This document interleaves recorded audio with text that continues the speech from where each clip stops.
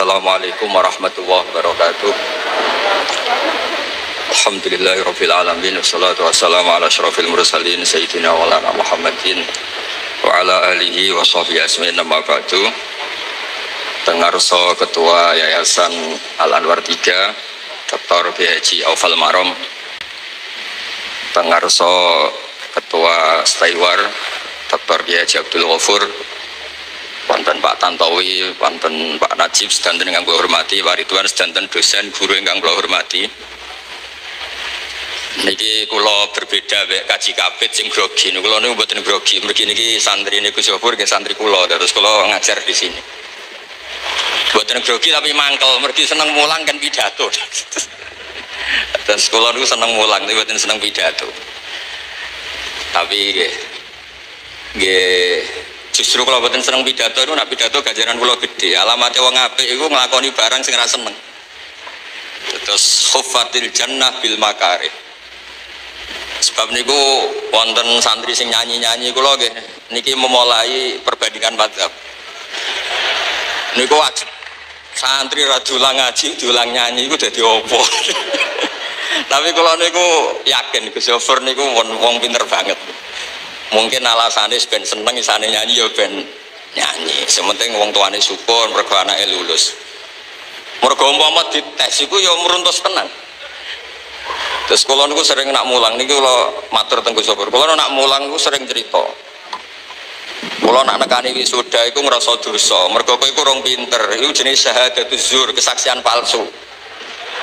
Wong rong pinter kok diwisuda. Niki tasjek ya. Tapi tak angen-angen kowe ya pinter, bandingane niku sing urung sangisore ora pinter. Kula riyen niku kalan Gus Ghafur gak ada kanca, niku wakale ra karuan.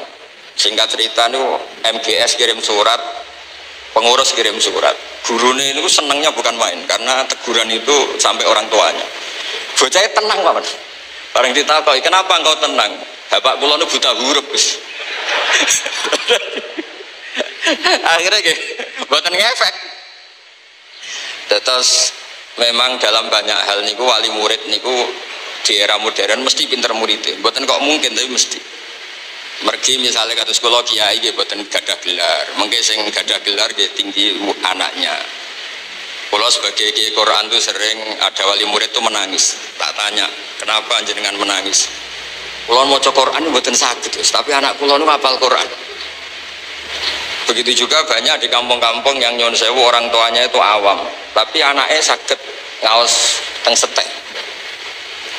Makanya cerita yang paling populer di murid-murid Bazuber niki saya diundang sebagai kiai, terus kalau cerita khas kiai bukan sebagai akademisi.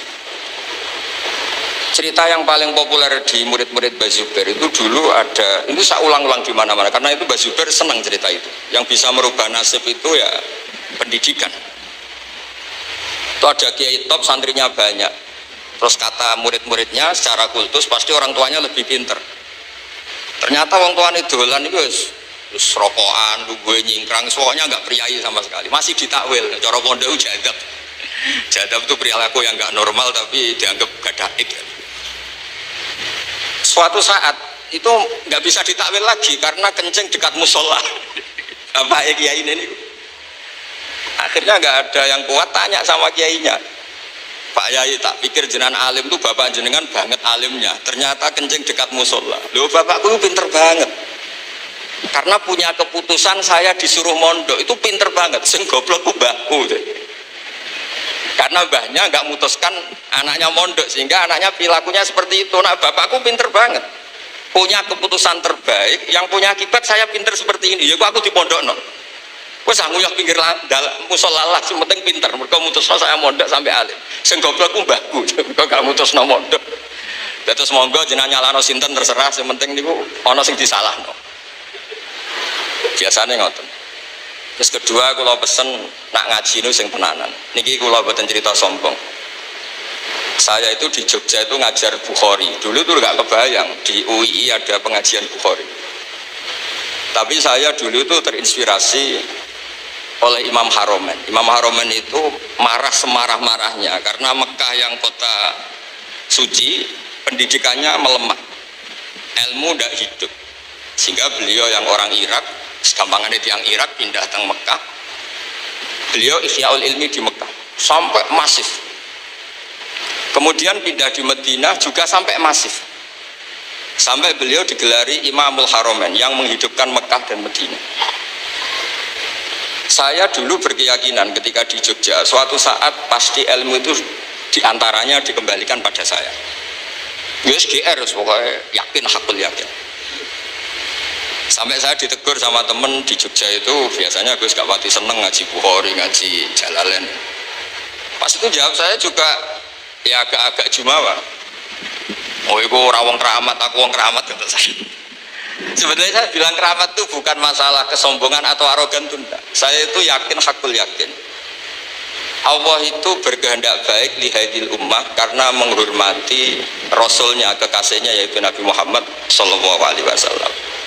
Sehingga fasilitas hadil ummah adalah latas tami ummati ala dolalah. Umat ini tidak akan dibiarkan sesat. Sehingga saya yakin, hakul yakin, termasuk di Indonesia, agama ini tetap dipegang ahlinya. Sebab itu di sini di Setai itu ada anak Papua, anak Aceh, macam-macam ingin ngaji. Dan barokahnya ngaji ini ilmu tetap bersanad, tetap sesuai aturan-aturan atau kaidah-kaidah yang didawuhkan ulama dulu. Tapi kalau kita tidak ikut ihyaul ilmi, maka ilmu dipegang mereka yang tidak nekuni ilmu. Dan itu awal dari kehancuran. Makanya saya mohon anak-anak yang di wisuda ini jangan gembira terus lewat nyanyi saja, itu enggak. Gembiralah dengan ilmu. Ilmu itu mudah. Saya sering matur Gus Sofur, ilmu itu mudah. Ngengel-ngengel itu dosennya. Semua ngengel-ngengel itu. Oh radio lulusno kok bangga. Padahal ilmu itu gampang. Kalau harus sering mencontohkan gampang itu begini. Karena kita ingin jadi dokter atau profesor atau ingin jadi kiai top, itu malah jadi repot. Padahal kalau jadi pendiri itu lebih gampang. Saya sering mencontohkan gini, kata orang banyak, saya ini kan kiai besar, tapi saya ini sering istighfar karena gara-gara kiai besar itu kalau saya pidato di masjid itu disangoni, mungkin ya uang kotak di kupolo disangoni saya, itu penuh dengan hisab. Saya termasuk kiai yang termasuk jenis lomo sama banyak orang itu karena ya dihisab, kotak-kotak masjid disangonon. Sementara yang anak-anak Setaiwar yang di pedalaman sana itu nggak ada yang menghormati. Mungkin masjid belum ada, madrasah belum ada, barokahnya belum ada, itu punya tanah kecil diwakafkan, punya uang sedikit diamalkan. Sehingga makomnya itu pendiri, bukan mendapat. Makanya saya andekan belum kadung jadi kiai besar, mungkin saya melihat jadi kiai kecil. Setiap orang ono hisab, ijek dikholi sebenarnya pendiri. Kata sekolah nu dikholi itu kok boten ngerti. Artinya gini, kalau kita berpikir objektif, sebenarnya teman-teman yang hidup di pedalaman, yang coro lahir dari kampung kita, jadi ini orang-orang yang luar biasa. Karena makomnya makom muassis.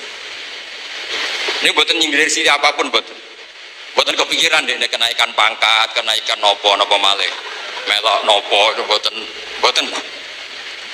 Nah, dengan pengakuan seperti ini, maka semua alumni kita, alumni Al Anwar 1, 2, 3, sampai semua alumni Pondok Sarang, alumni semua Pondok Indonesia, itu kita beri skor sukses.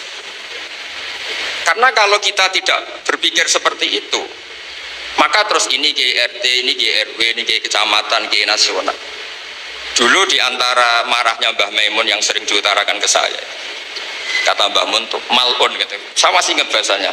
Malun, ono kiai kok kiai lokal, kiai nasional. Lah anak sing bener kiai lokal piye. Pas itu beliau itu sering ada polemik nasional, yang kiai lokal punya takbir, yang kiai nasional ikut tren. Bangun marah besar karena perbandingannya itu hak sama tidak hak, bukan lokal sama nasional. Ini yang anak-anak harus ngerti. Saya itu merasakan, saya ini kan tidak punya gelar apapun, tapi ketika saya memastikan kalau rofa dibaca rofa, kalau nasob dibaca nasob, kalau jer dibaca jer, kalau maknanya Bukhari ini seperti ini sesuai di kitab Fathul Bari. Singkat cerita itu disepakati oleh pihak UII yang boleh ngajar Bukhari itu saya, dan akhirnya saya ngajar, pernah ngajar lama di masjid Jamek, di masjid utama UII. Jadi saya mohon SDM-nya teman-teman ini ditata betul, jangan setelah di wisuda harus dianggap sukses ngelabi orang tua, ini ampun, pokoknya harus sampai alim. Anda bisa ngelabui orang tua, Anda nggak bisa ngelabui saya karena saya guru Anda. Jadi harus tobat betul di bab SDM. Niki mboten ngamuk di cerita mawon. Salah itu undang gak jadi kalau mboten kepen teko tapi karena menurut saya kecakapan baca kitab yang tahqiq itu memang tinggal kita ya, kita yang nekuni betul di pesantren. Saya punya pengalaman banyak hal di beberapa perdebatan Islam. Ternyata berkahnya tadi yang digulirkan Pak Tantowi tadi, perbandingan madzhab. Ketika kita ngaji usul fikih, ngaji kaidah fikih, itu ketemu orang yang paling ekstrim dengan tanda kutip, itu tetap kita ini unggul. Dulu pernah diperdebatkan gimana hukumnya polisi perempuan, ini ada banyak Kapolsek ada dan di pada Koramil. Itu dipertanyakan, perempuan itu tidak boleh di wilayah publik kayak jadi polisi gini. Terus teman-teman di pesantren yang ngaji usul fikih, ngaji kaidah fikih itu cerita keluarnya polisi itu kadang nangani nyuwun sewu perempuan yang nyuwun sewu nakal, misalnya pengedar narkoba, dan kadang nyuwun sewu disembunyikan di tempat paling sangat privat. Itu kalau semua polisi cowok terus gimana? Akhirnya ya terus mikir. Begitu juga menyangkut profesi perawat, profesi dokter putri dan sebagainya. Berkahnya kaidah-kaidah fikih itu kita tidak pernah berhenti bisa menjawab. Terus yang terakhir, ini saya tidak akan lama-lama, yang terakhir cerita Mbah Maimun. Mbah Maimun itu dekat sekali sama tokoh-tokoh politik Jakarta. Yang lelaki maupun yang perempuan itu dekat sekali. Saya pernah di Dewi Mbah Mun, Gus Sofur lebih tahu tentang ini. Peros sebabnya aku seneng tokoh-tokoh nasional. Padahal ya wongnya macem-macem. Mbah Mun tidak pernah bahasa kasar bilang macem-macem. Bilangnya wongnya ya macem-macem, wong akeh. Dia seputih ya gitu. Sekolah digandeng. Dia urut no dosa paling gede apa? Saya jawab al-isyrak billah, qatlul mu'min, azina dan seterusnya. Lah iya. Nah aku ora rukun sampai tokoh-tokoh nasional Indonesia chaos. Indonesia aku perang. Nak perang itu dosane qatlu, saling bunuh. Lah nek ora perang ra kepenak. Paling banter wong Indonesia ya cek rokan ngono ae. Kata Bapak iku kok diistighfari. Jadi ternyata di balik rileknya beliau berteman sama tokoh-tokoh nasional itu ya hanya karena fikih beliau nggak boleh Indonesia terjadi yaktulu ba'dum ba'do, saling bunuh, saling intimidasi, saling tadi yang dikatakan Pak Bupati, saling teror, saling menghujat. Nah, implementasi fikih seperti itu hanya bisa didapatkan oleh orang-orang yang ahli fikih betul. Kemudian dalam aplikasi keseharian kayak ada apa-apa bilisani qaumi. Maka kata Imam Ghazali, makalah di antara makalah beliau yang paling terkenal itu wasairu bisairi du'afa daruratul anbiya wal auliya wal ulama. Mengelola publik dengan gaya banyak orang itu adalah keharusan seorang nabi. Jadi kalau kumpul-kumpul ya makan-makan. Kalau pendidikan supaya keren ya ada wisuda. Pokoknya kayak umumnya orang. Wasairu bisairi du'afa daruratul anbiya. Jadi para nabi yang orang-orang luar biasa itu ngelola itu ya kayak umumnya orang. Kalau kompetisi jadi presiden ya lewat dipilih. Kompetisi jadi bupati ya sama kayak umumnya orang. Jangan karena kita yang paling soleh misalnya terus merasa ya harus saya karena saya paling soleh, enggak, itu udah umumnya orang. Ukuran seperti itu udah umumnya orang. Umumnya orang ya suka ngangkat yang dipilih orang banyak, sehingga kemenangannya itu disepakati banyak orang. Dan itu Bangun sering ngendikan. Jadi ini pesan sama anak-anak karena saya ada midatoni para kiai, para dosen. Anak-anak menerapkan ilmu itu harus sampai nurayyamsi bihi finnas. Mungkin sebagian teman-teman tidak punya pondok, tidak punya madrasah, tidak punya yayasan, tapi tetap nurayyamsi bihi finnas. Kamu punya ilmu, kemudian orang di sekeliling Anda itu nyaman. Anak kamu nyaman, istri kamu nyaman, tetangga kamu nyaman. Karena Nabi pakai ukuran sosial itu siapa orang mukmin? Man aminahun nas bawa ibahu. Siapa orang muslim? Man salimal muslimun milisani wa yadi. Nabi itu pakai ukuran sosial tuh. Mukmin itu siapa? Orang yang sekelilingnya merasa aman, tidak terancam oleh dia. Orang muslim itu siapa? Orang yang orang lain tuh aman dari buruk mulutnya atau buruk tangannya, buruk kekuasaannya. Dan saya mohon anak-anak ini ukurannya gampang. Man hawalaihi, orang sekeliling Anda nyaman. Sehingga dulu ada metode kiai itu begini. Ada santri itu sering kodok subuh. Yang satu sergap jamaah, itu yang ditakzir kiainya yang sergap jamaah. Ini sekaligus ilmu bagi mungkin teman-teman yang belum tahu. Terus kita tanya santrinya, loh saya ini sergap jamaah kok jenengan takzir, yang kodok di kamar kok tidak jiran taksir. Karena kamu egois, kamu ingin jadi soleh sendiri, gak peduli sama yang lain. Berarti yang salah itu kamu. Ya maksud kula ini bila mahasiswa, akhirnya pinter salah dosen, tenang mawon. Boten maksudnya ngoten maksud. Karena kesalahan itu pasti. Nah ini kiai yang bijak. Alasannya kiai tadi tak tanya, sama masih menangi kiai tadi. Kenapa? Nabi nganti dadi nabi ya kon ngurusi wong, orang ngurusi awake dhewe. Lah nek jamaah dhewe saleh dhewe akeh tunggale.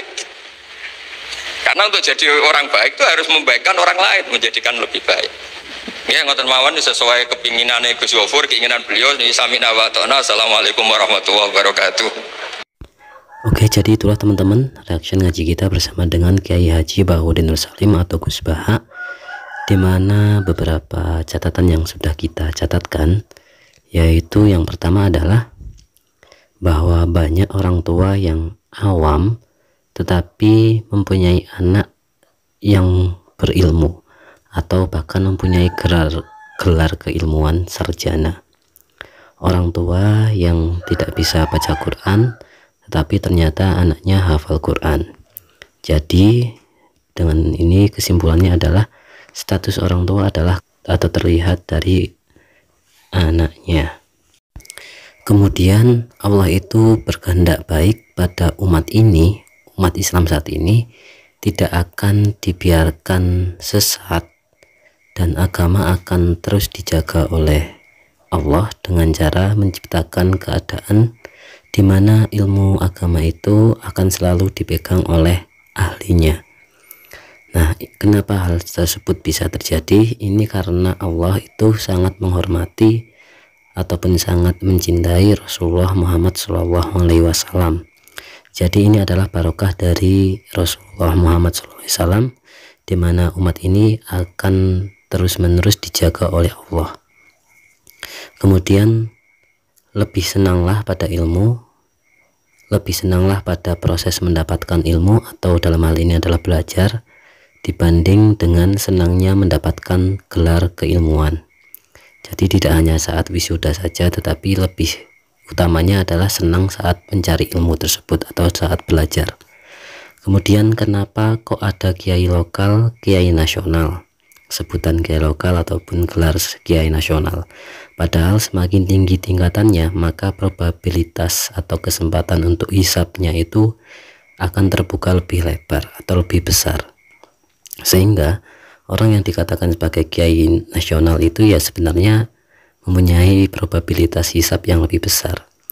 Akan lebih utama jika kata Gus Bah itu ketika orang ataupun kiai yang istilahnya pelopor, kiai yang menjadi pengawal atau istilahnya ya jadi panutan, dan itu mempunyai kontribusi yang lebih besar. Misalkan kiai musola itu yang mendirikan musola misalkan, nah itu akan menjadi lebih utama dibandingkan kiai-kiai yang terkenal kemudian diundang oleh musola tadi, kemudian diberi istilahnya bisyarah dari pada saat mengisi pengajian, kemudian diberi bisyarah, kemudian ya berasal dari sumbangan dari kiai-kiai musola tersebut. Akan lebih utama kiai musola yang menjadi donatur daripada kiai nasional yang menjadi penerima bisyarah. Itu kata Gus Bah, maksudnya seperti itu ya. Tapi ya semua kiai itu tentu saja akan baik. Kemudian usul fikih itu bisa untuk memecahkan masalah sosial, termasuk kenapa ada peluang itu ketika dikaji dalam usul fikih ternyata memang harus ada, karena ada beberapa kasus misalkan pengedar narkoba itu menyembunyikan narkoba di tempat yang istilahnya sensitif untuk dilakukan oleh seorang polisi laki-laki. Jadi polisi perempuan itu ya bisa untuk digunakan atau difungsikan membina ataupun dalam pengecekan, dalam investigasi terhadap pengedar narkoba misalkan yang menyembunyikan narkobanya itu di tempat yang tidak seharusnya, dan itu pengedar narkobanya adalah seorang perempuan. Jadi kalau diinterogasi ataupun dicek oleh seorang polisi laki-laki itu akan jadi lebih kurang etis gitu, akan lebih etis ketika memang ada polisi wanita. Kemudian yang terakhir adalah Mbah Maimun itu dekat dengan para tokoh nasional itu dengan tujuan untuk Indonesia itu damai tanpa ada perpecahan atau saling bunuh antar anak bangsa atau antar umat Islam. Dan itu menjadi panutan karena memang ciri-ciri Nabi dan Mbah Mun itu mengikuti hal ini, bahwasanya ciri utama seorang Nabi adalah mengelola masyarakat sebagaimana umumnya, sebagaimana keadaan umumnya masyarakat, tetapi dia mampu membaur dan mampu mengarahkan dengan yang cara ataupun dengan metode yang umum-umum dilakukan oleh masyarakat atau secara kultural sesuai dengan adat budaya lokal masyarakat tersebut. Nah, mungkin itu ya teman-teman yang bisa kita catatkan untuk kajian kita bersama dengan Gus Bah saat ini.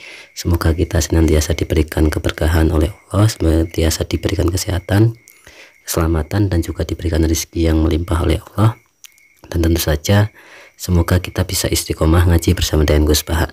Oke, mohon maaf beberapa akhir-akhir ini kita jarang upload Gus Bah karena memang adanya kesibukan yang lebih istilahnya lebih intens untuk di minggu-minggu ini. Jadi mohon maaf jika uploadnya itu agak lebih jarang-jarang ya teman-teman.